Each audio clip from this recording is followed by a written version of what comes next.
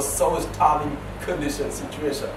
Then there was a brother sitting outside in the masjid yard sitting, and he is having some food. And when he saw me, that there is a brother sitting, he called me, "Come here, Fulan, come here, my friend, come and join us, Bismillah." And I refused. No, I don't want to take that favor.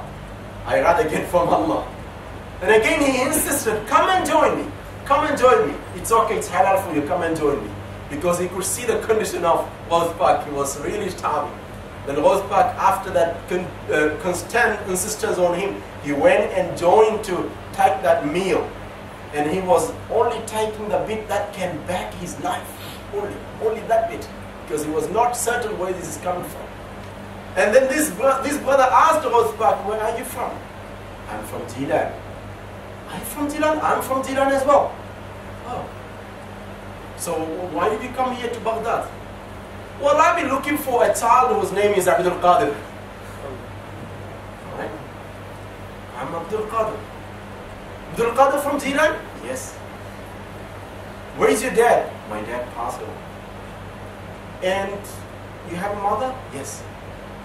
And he went and hugged him and said, "Abdul Qadir, this all belongs to you, because your mother sent 6 dinars to give you. But forgive me, I've been looking for you for a long time. I couldn't find you. And I spent 3 because I had no other, whatever money I had, I just spent. Only left was the money that your mother gave me to give it to you. That was 6 dirhams or 6 dinars. Now only 3 left because I had to spend on myself, because I was so starving and desperate. So forgive me about that. Now these are the 3 dirhams or dinars." Ghozbak rahimahullah said, "Brother, I'm so happy that he used the half of it, because I don't need even that half. For me to get my today's food, I just need 1 dirham, 1 dinar." And he took the other 2 dirhams and gave to some of the other fuqara or poor people around me. For me, what is in it? What I need for today. Tomorrow in the hands of Allah subhanahu wa ta'ala. That was the tawakkul. He was sharing. He was not selfish. Qaddasallahu sirrahu al-aziz.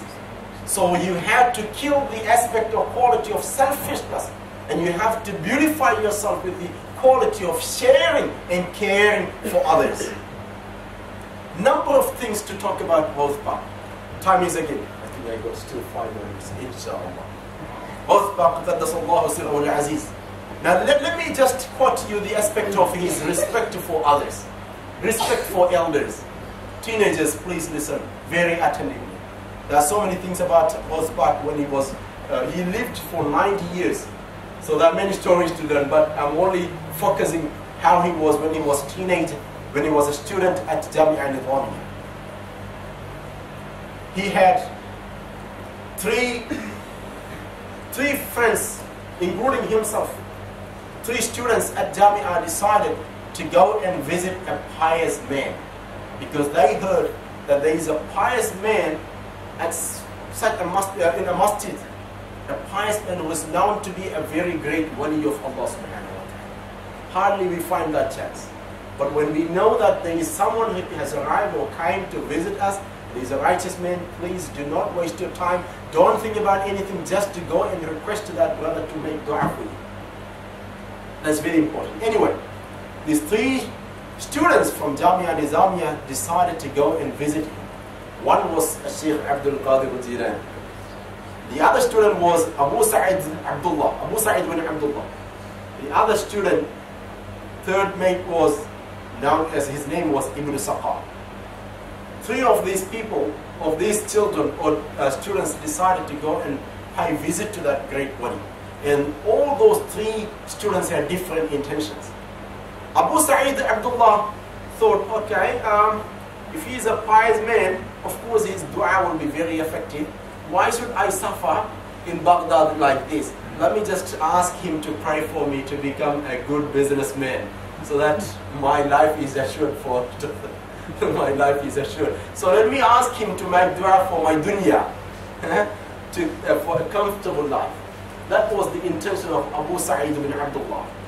Ibn Saqa, on the other hand, he thought he He was a very smart boy. He was excellent in all the exams. He used to do very well.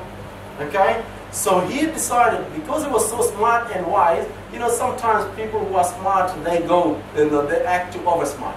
So he said, all right, let me see whether he's a wali or whether he's a pious man or whether he knows everything. I'm going to ask him a few questions, and if he failed to answer, that's it. He's gone.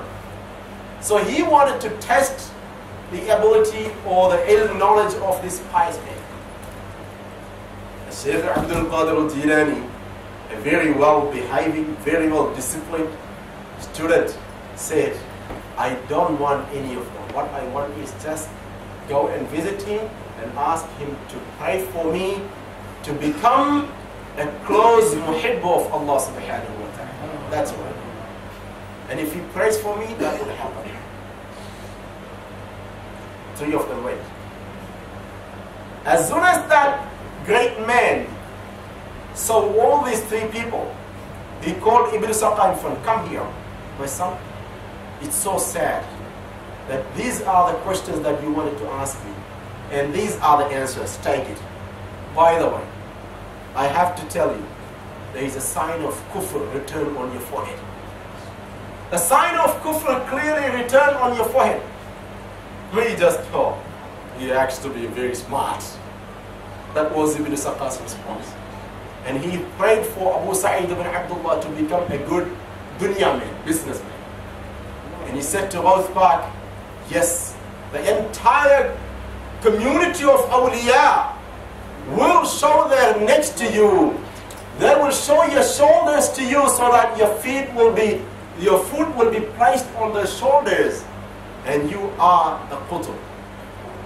That was a very exciting, at the same time, tears dropped from the eyes of Ghawth Park, Sheikh Abdul Qadir al-Jeelani, a teenager boy at that time.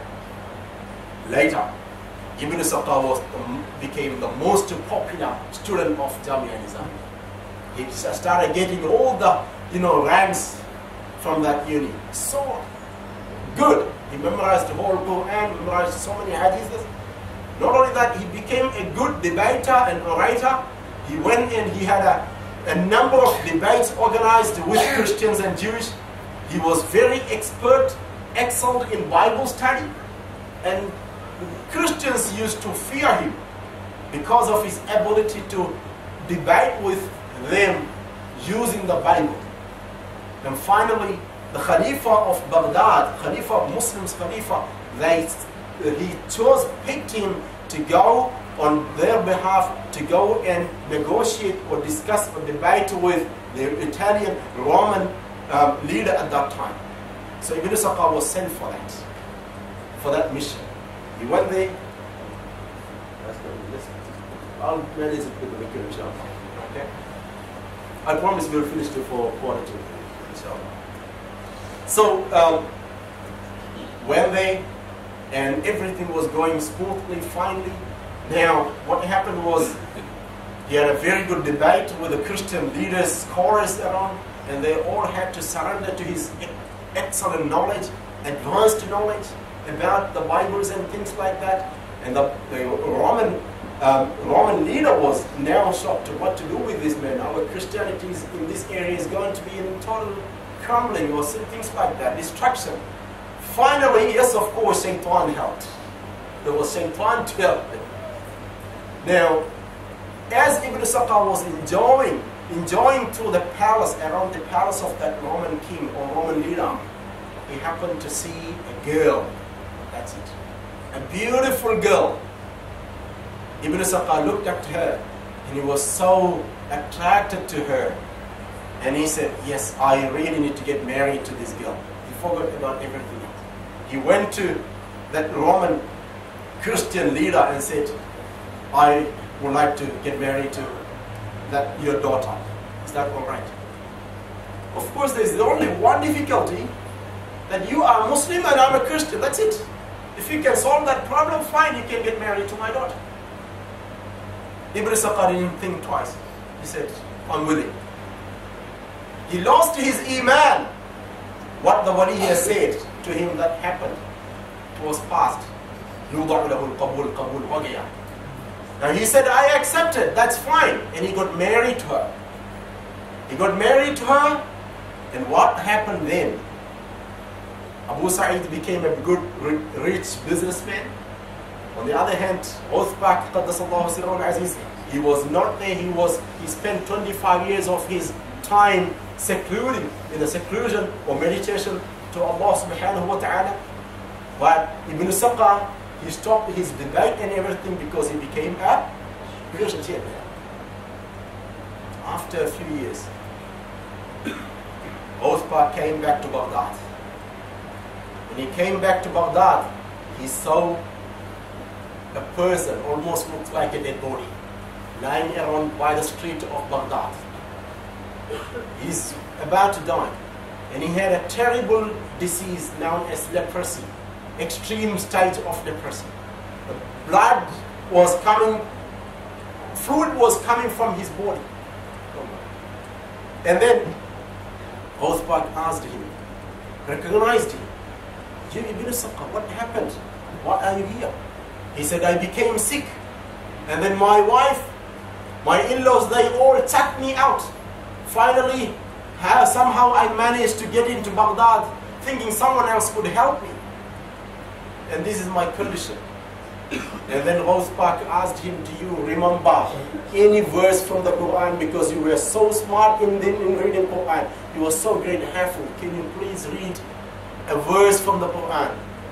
He said, I forgot the entire Quran that I have learned except one ayah. رُبَمَا يَوَدُّ الَّذِينَ كَفْرُوا لَوْ كَانُوا مُسْلِمِينَ.